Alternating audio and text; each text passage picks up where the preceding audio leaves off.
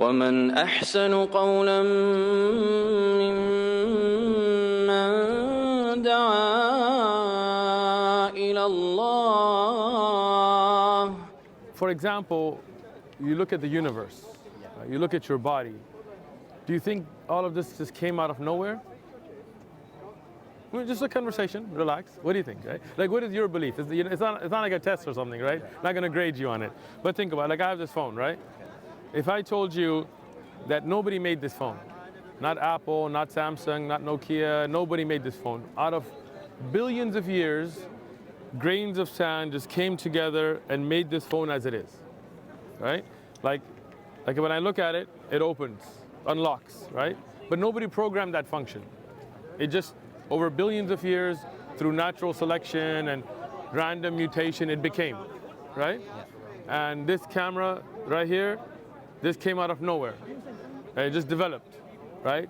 All the functionality, all the apps, all of that from nowhere. Would you believe that? If you want to do the shahada, we'll do it on the camera here so we can record it then, inshallah. What do you think? Just from that, I cannot. You cannot believe that, right? Why? I cannot believe that from nothing to create such a complicated thing. Amazing, great, great.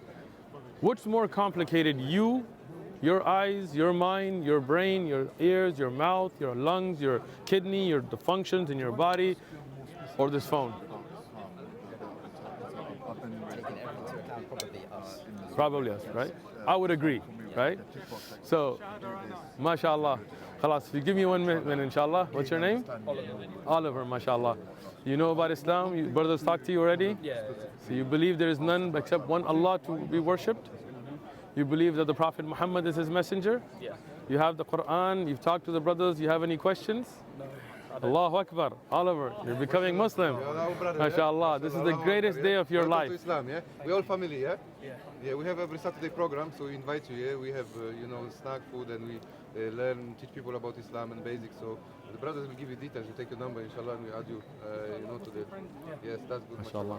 These are all going to be your family. All right. So Arabic first or English first? English first. English first, all right. We're in England, might as well do English first. All right. I bear witness. I bear witness. There is none worthy of worship. There is none worthy of worship Except Allah. except Allah. And I bear witness And I bear witness that Muhammad that Muhammad is the servant is the servant and messenger of Allah. and messenger of Allah. Allahu Akbar. MashaAllah. All right. Ashhadu Ashhadu al al la la ilaha ilaha illallah. illallah Wa ashhadu wa ashhadu anna anna Muhammada Muhammadan abduhu abduhu wa rasuluh. wa rasuluh. Allahu Akbar. Allahu Akbar. I'll give you a hug first, inshallah. Barakallah feekum. Oliver, you're Muslim. Shall I hook up with the brothers? They'll get your contact, inshallah. We'll keep in touch. Barakallah feekum. Can I take your number, brother, yeah? Yeah. So You might want to do it on the side so it's not on the camera. Yeah. Jazakallah khair. So, come back, Edward, right? All right. So, if a phone cannot come by itself, and you agreed that the human body is more complex, more detailed, more perfectly designed than a phone, how could it come by itself? Well, of course, there's a theory of evolution. And Sure. the idea that life adapts and mutates in itself I for have survival. I have no problem with life adapting and mutating, but the question gets to be, I gave you the same theory of evolution for the phone, right? But it didn't make sense because of the perfection that you see in the use of the phone. But the same theory of evolution, why would it make sense for something more complicated? You see, this is why I asked you if this evolved over billions of years, right, by itself. You said that doesn't make sense, and I agree with you. So if that doesn't make sense, no way can this evolve by itself, right? Think about this, and I studied evolution. It's not like I don't know about it. I have a master's in hadith. I also have a master's in secular studies. I work in the med device industry, right? We are told that there's random mutation, right? Randomly. But think about it. If it's random, then some of us here should have horns, right? Some, like bulls have horns, right? You don't see half humans having horns. Some of us should have feathers. How does an entire species coordinate an evolution? Like who coordinates that? Like did everybody here kind of send a message out? Everybody, we need to be taller, guys. Lester, the air's thinner. We got to get taller, like, right? Who evolves that? Who coordinates that, right? Think about this. From randomness, can you get perfection? Like if I take ink and paper and I randomly just blot pieces of paper, can I write out Hamlet? Sorry? And Hamlet's not even perfect, but I'm just saying, right? You can't, right? Imagine I told you I took paper and ink and I just threw ink at paper and I got Hamlet. Sheikh, this is our new sister. Sorry. MashaAllah, MashaAllah. How are you, sister? Hello, sister. Yeah, welcome to Alhamdulillah. Islam. All family now, yeah? May God MashaAllah. bless you, yeah? Give you all the best in this life and the hereafter. of course, MashaAllah. yeah? MashaAllah, very happy. Welcome to Islam. Welcome to Islam. Alhamdulillah. Welcome to the family. You have any questions? Yeah? I'm interested. Excellent. This is a, we can give you a, you know, how to pray book, yeah? This will help how to pray, yeah? And the Quran, yeah? So, There's some have, I would love it. yeah, then There you there go. Yeah? Yes, Yeah, free. yeah? And I must keep it very high. Yes, just out of respect, but keep it with you close. Read it. You know. Thank you. If you have any questions, let us know. Come back. MashaAllah. Alhamdulillah. All right, go ahead. So think about that, all right? If we take random mutation, then we would randomly be changing, right? You know the minimum gene concept, right? So you can look it up when you go home on the internet, but there is a minimum set of genetics that must be there for any living organism, right? Which cannot go, according to scientists, under 200. The minimum we see usually is 390 something, right? So think about that. If that was already needed for a living organism and we evolved, then we would have evolved from having less genetics than that. Right? The first would have had less. But we know scientifically it couldn't have survived. That means the first living organism had to have had that minimum set of genetics already. Who programmed that? There has to be a creator, right? Think about this. If you cannot get Hamlet out of randomly throwing ink on paper, how would you get the perfection? Look at your body. This phone, if I drop it here to the metal or the ground, even with a case, probably crack, right? Will it heal itself? Will certain parts start to mend by itself? But imagine, may Allah protect you, but if you fell and scraped yourself, even if you didn't do anything, your body immediately starts to heal. It scabs it up, it starts to heal. If you have an infection from it, white blood cells go and start attacking it. Like imagine, how did that come out of nowhere? Evolution can't explain that, right? What is the purpose of creation? Evolution can't tell you, right? You understand? Why are we here? How did we get here? Where are we going? What's after death?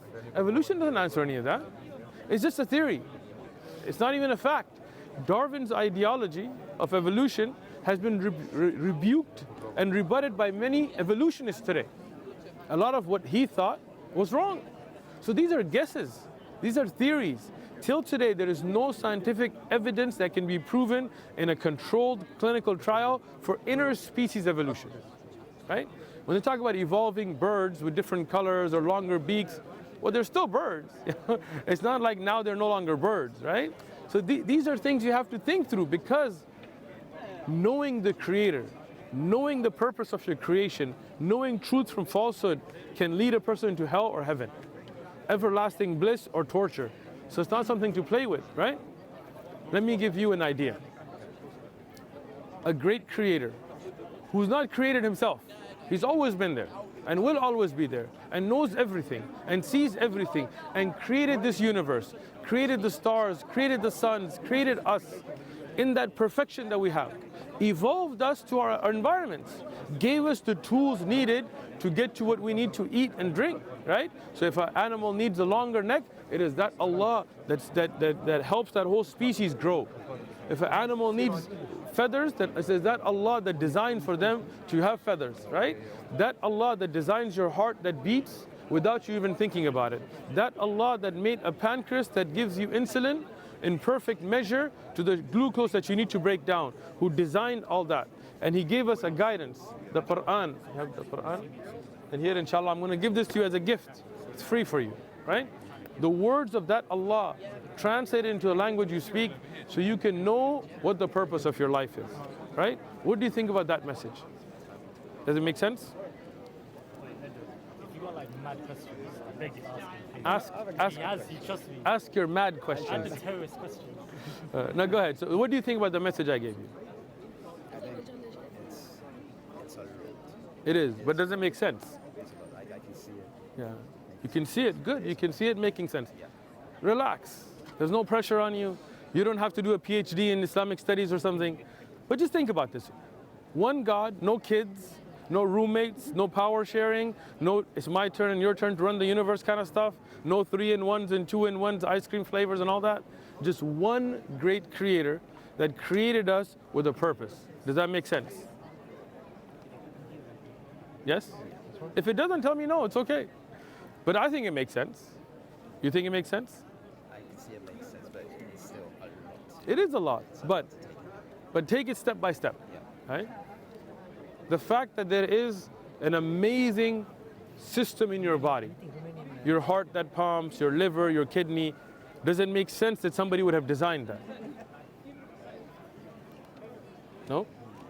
What do you think? Okay, let's go back. Does it make sense that somebody designed this phone? It does make sense. Okay. Is this phone more complex than your body? Okay. So if it makes sense that the functionality of this phone was designed, wouldn't it make sense, or more sense, that the functionality of your body, the functionality of the universe, the oxygen that we breathe and carbon dioxide that we put out, and plants take that carbon dioxide and put out oxygen, it would make more sense that all of this definitely has a creator. Make sense? Yeah? I know when I say this, there is a voice whispering to kind of make you back away from it. Don't think I don't know about it, right? Why? Because there is what we call shaitan. And his whole job is to keep you away from the truth. But you have to let your inner faith, your fitrah, or your natural belief come through. You know it makes sense. We're not asking you to sign up to a cult or something. Relax. It's just about your belief. Muslims, we have a very natural belief. We have a very close relationship with Allah. It's not like the Church of England or Catholics, we gotta go kiss some Pope's feet or some weird stuff. No, this is all between you and your Creator, right? That Creator brought you here today. That Allah wrote for you to come here so you can hear the message. Now it's up to you whether you accept or reject, right? It's that a choice Allah gave people. Either they can accept or reject. But then there's consequences to every choices, right? Now, if this phone cannot come by itself, and we agreed you came as a more complex being, and if this phone had a designer, had a manufacturer, had a creator, then you have a designer, a manufacturer, a creator, right? That creator sent you a message, because imagine when you bought, I'm sure you have a phone, right? So when you bought your phone, when you opened the box, were there instructions inside? Right? Why? Because there are certain things you should and shouldn't do with your phone, right?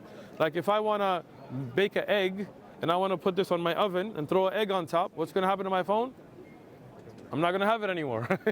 And I'm going to be out maybe 1,000 pounds or something, right? I don't know how much phones are out here, right? But the manufacturer tells you, hey, don't do that. Don't put this in certain types of heat, certain depths of water it can handle, some it cannot, right? Because the manufacturer, the designer knows best, right? And that's only intelligent. Imagine tomorrow if you design something new, a new technology, wouldn't you give some instructions with it, right? Because you're intelligent.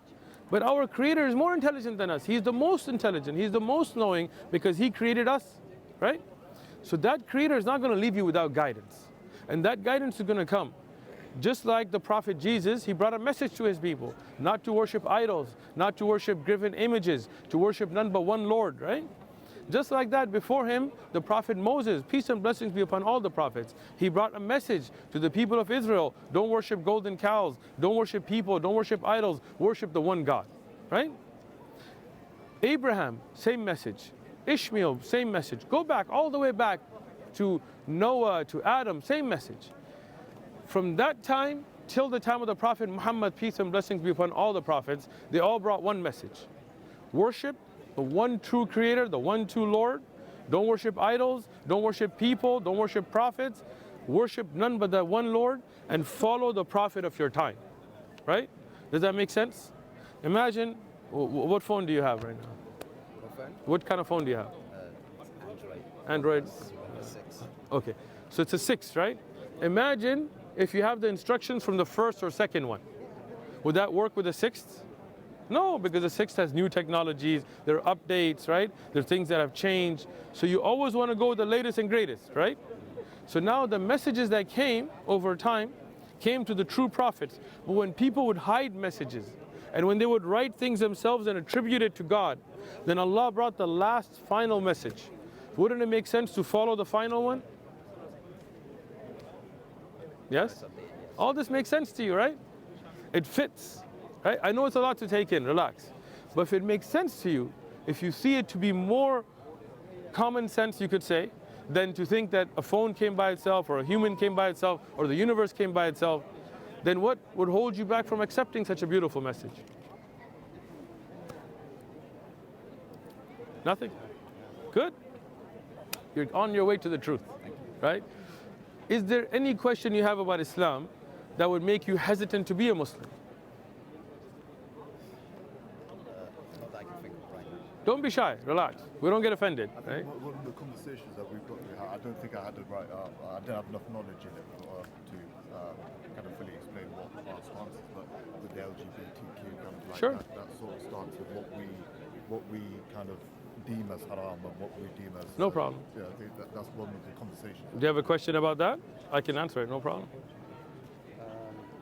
Not a specific question, really. Just maybe a general view of it. And Sure. why you say that it's something like No problem. I got you. So when we say that there is a creator, right? And we agreed that that creator is more intelligent than us. He knows us better than anybody else. He created us. He designed us, right? So that creator knows better how we would function, right? So that creator sets boundaries for us, right? Like for example, Muslims, we don't allow drinking of alcohol. Why? Somebody might say, I just want to enjoy a little drink, right? But when people drink alcohol, then sometimes they get drunk, get in a car and hit kids, right? I'm sure you guys have drunk driving accidents in the UK. We got plenty in the US, right? Sometimes people get drunk, then they lose their mind and they punch somebody or they get in a fight and they end up doing something they shouldn't because they were drunk, right? Sometimes they end up sleeping with somebody they shouldn't and they regret it the next morning, right? So all these things we see as the evils that come out of drinking, right? So now Allah knew our nature. He knew that even if there is some good in alcohol, even if there is some people that can control it, as a society generally, the evils that come out of it will be a lot worse than the benefits, right? So Allah forbid that for us for our own benefit. That makes sense? Okay. So just like that, when we look at how a species procreates, how does any species procreate? What is the natural way for a species to continue? There is a male, there is a female, right? And then you got offsprings. Make sense? Right? Now, if we take that, this is a very natural behavior. If you switch it up and you put a male hyena with a male hyena, is the species going to procreate? Or a female hyena with a female, is it going to procreate? So the natural order is destroyed there, right? Now, I'm not talking about morality yet. I'm just talking about natural order, right? And any species that at a large scale goes down that path and no longer reproduces enough to continue, the species dies out. Agreed? Right? And that's why in the natural kingdom, you can say, you may see some odd activities from some animals, but as a large basis, you will not find it. You will find that there are male lions and female lions, and that's how the tribe or the pride grows, right? When we see that natural method violated in an unnatural way, whether it is through any which way, you will find many other problems, even lubrication issues and ways, because you're using an unnatural method. You will now no longer be able to procreate the human race through that method, right? Knowing this, our great creator, through all the scriptures, whether it's the Old Testament, you can read Leviticus, or the New Testament, you can read Romans, or the Quran, you will find it forbidden, right? Because this is not the natural way that our creator designed us to be. Does it make sense, right? Some people may have an inclination towards it, right? I'm not denying that. Some people may have an inclination towards alcoholism. Some people may have an inclination towards a bad temper. But it doesn't mean that it's okay to carry your inclinations out in a way that would be deemed correct by our creator, right? That makes sense or no, right? Now, let's be real about it. Like, I'm real, so hope I don't get too real for you, but we're from the US, we don't have filters, right? So when you look at morality, right? We just talked about natural order, it all made sense from a natural, but let's talk about morality. What's moral and what's immoral, right? If you make it subjective, then everything is immoral according to somebody, and everything is moral according to somebody else. You feel me, right? So we as Muslims say, we're not going to set our own morality. We will follow scripture. Whatever is in the scripture, whatever the divine creator ordained, that's what we consider morality. So if I am asked, is it moral or immoral to rob somebody, I will say it's immoral, not because I feel it's immoral, because Allah forbid it in the Quran, because the Prophet forbid it in his ahadith, you know? Because if I make it subjective, then Robin Hood, he was robbing people, but everybody praises him, right? If you're that rich guy that Robin Hood robbed from, then you think that's horrible. Like, man, I collected all this money, you gave it to the poor, right? But if you're the broke person that Robin Hood would give money to, whether he existed or not, I don't care, right? Just an example, then he's a hero, right? One man's terrorist is another man's freedom fighter. So when you make it subjective, then there is no morality, right? Because is incest, if I asked you, Edward, is incest moral or immoral? Why?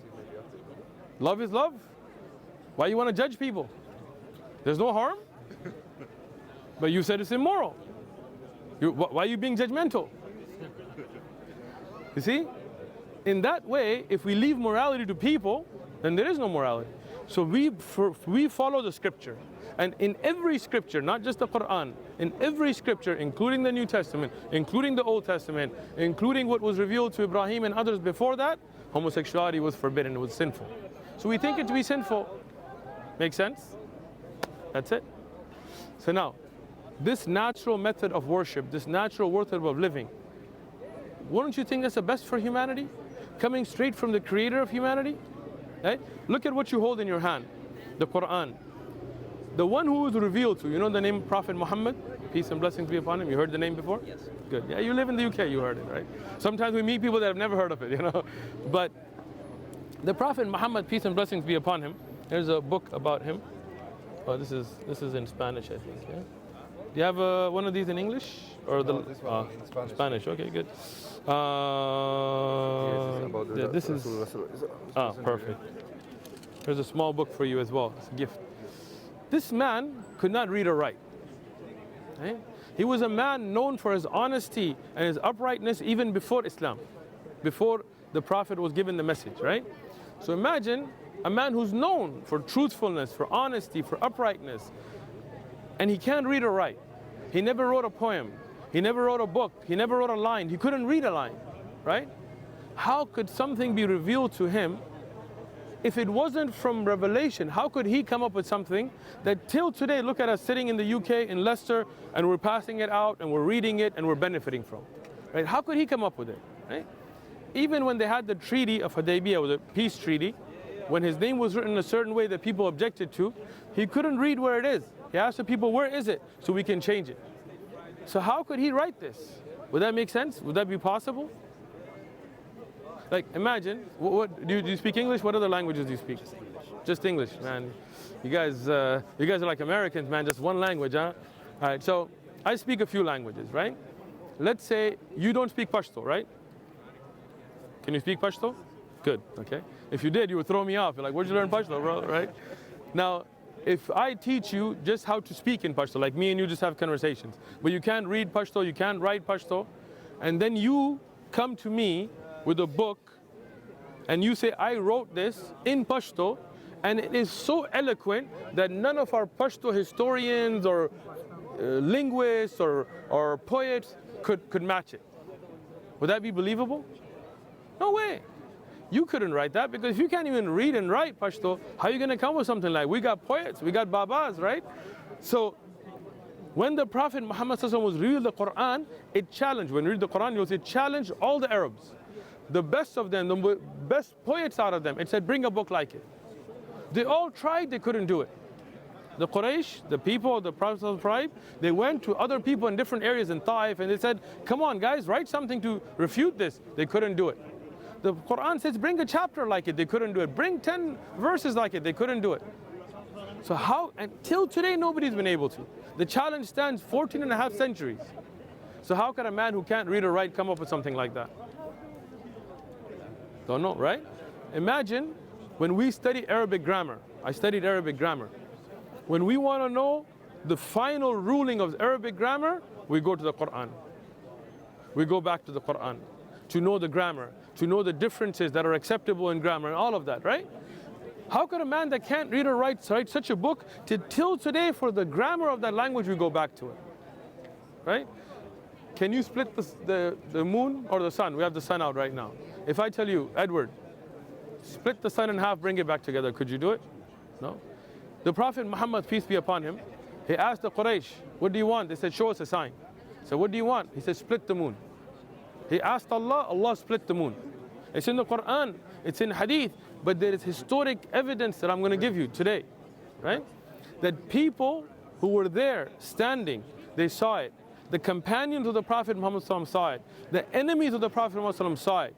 The people in different cities like Anas ibn Malik in Medina saw it. Bedouins that were traveling, that were outside of Mecca saw it. Even reports that may not meet our standards but are there in India, that kings in India saw it, that later became Muslim and built mosques, right? Hindu kings, right? How can a man split the moon? Even Africa as well. Right? What do you think? When you go home, watch the video. Put my name, Uthman ibn Farooq, moon splitting. Look at all the evidences, right? Read the Quran.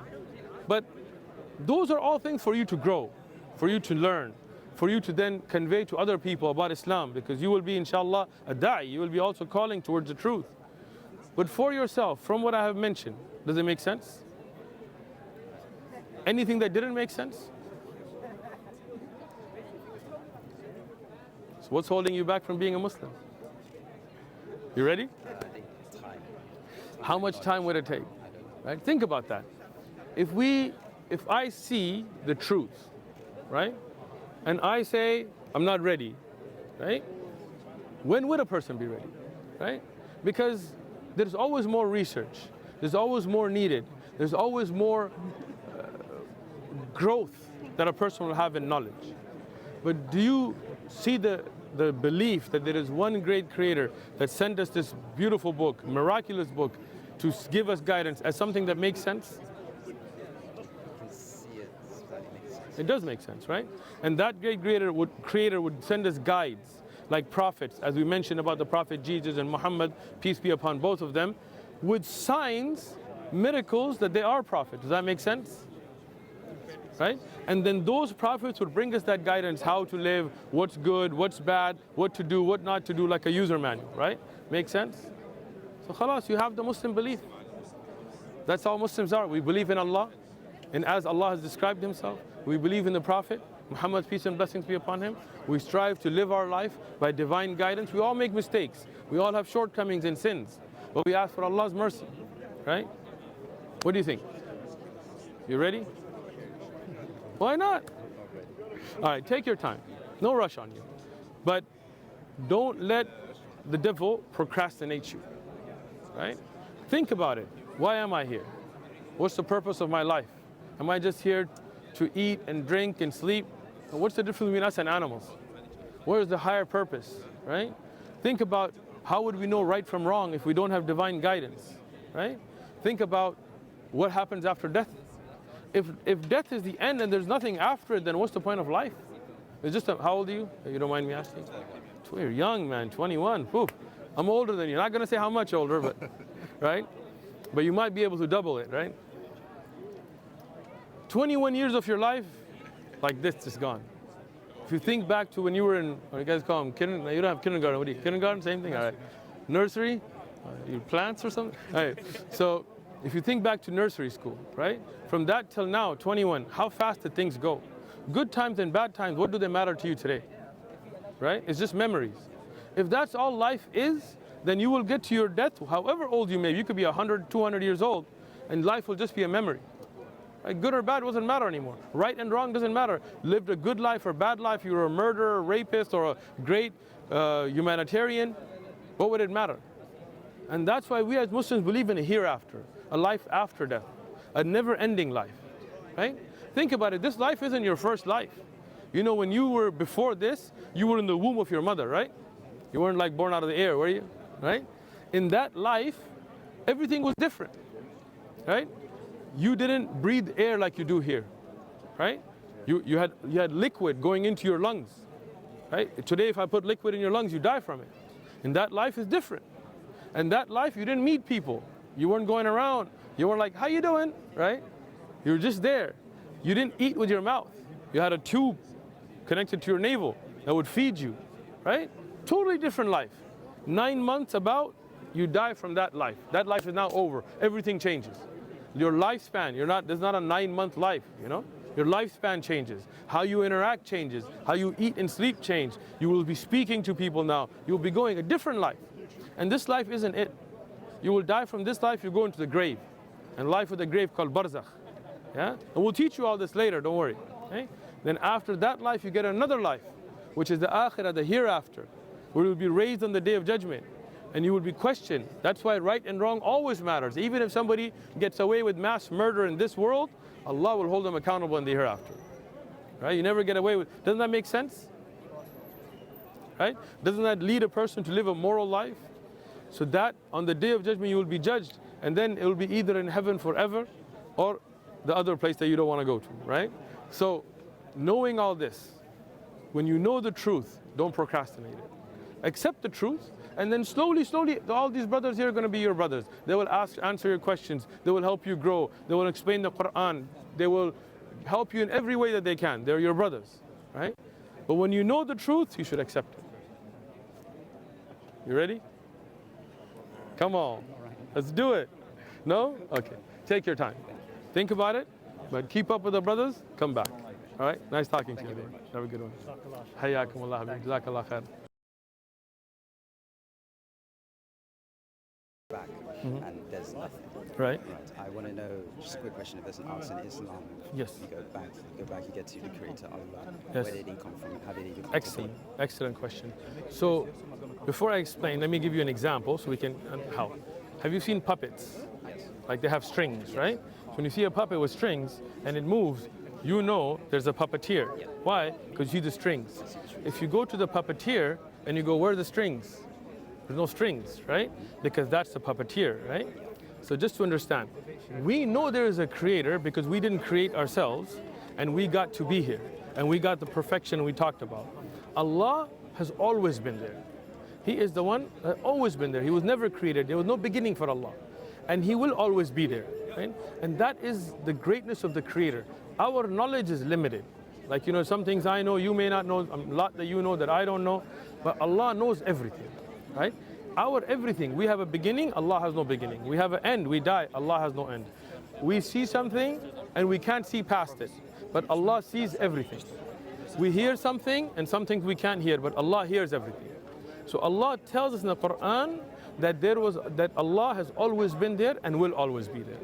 So there is no beginning to Allah, no end to Allah. So the concept of time does not restrict Allah. Allah knows everything that was, that is, that will be, that could have been, that would never have been. Allah, even when He talks about the Day of Judgment, He uses past tense, right? To show that when Allah says something is, it is as if it's already happened. Good answer? You ready for your Islam yet or what? Come on, you're getting closer. You're getting closer. Why not, man? You ready? Not yet? Think of more questions, come back. Thank you so much. Appreciate it.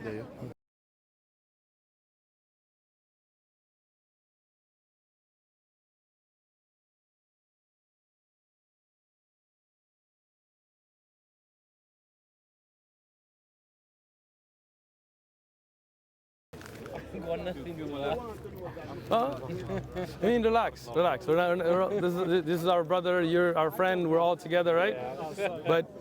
And mashallah, your wife just accepted Islam, right? And you know, one of the great things that Allah has blessed us with is a good, righteous child, right? It's a big blessing from Allah. You know, alhamdulillah, a good positive change in him, I'm assuming, right?